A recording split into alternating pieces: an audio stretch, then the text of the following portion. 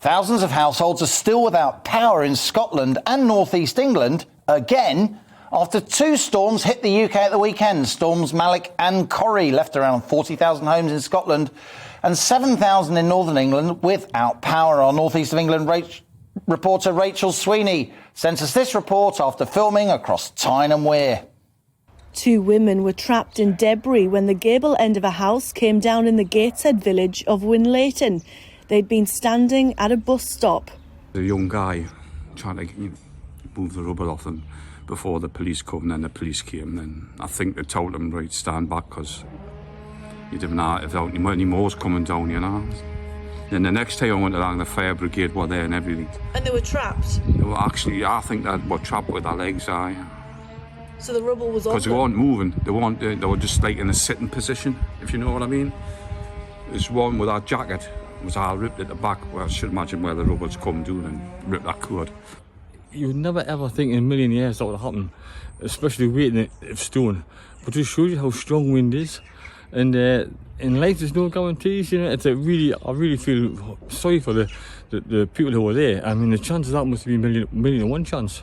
We've been in the northeast, we've just come to get used to it really, but these last few years the weather seems to be just getting worse and worse. 2 streets away, the clean-up operation needed much more than a dustpan and brush.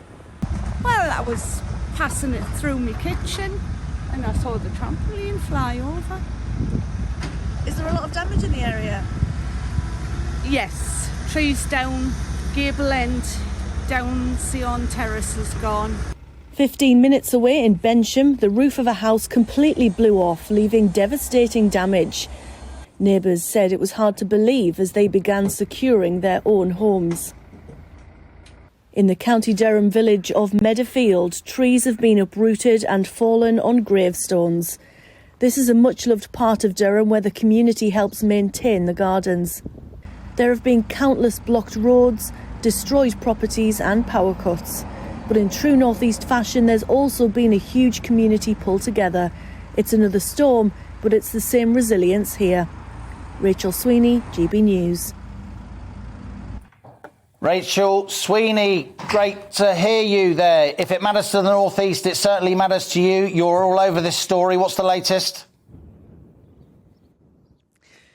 Well, Liam, the very latest is that here 4,000 people remain without power. Northern Power Grid have said that they're working tirelessly to get them back on the grid. But you'll remember that they were heavily criticised after Storm Arwen because people were without power for days. Even 2 weeks later, we were talking on The Money about people still relying on generators at that time. But look, tens of thousands of people have been without power for the second time in 2 months. There's a huge feeling of frustration here.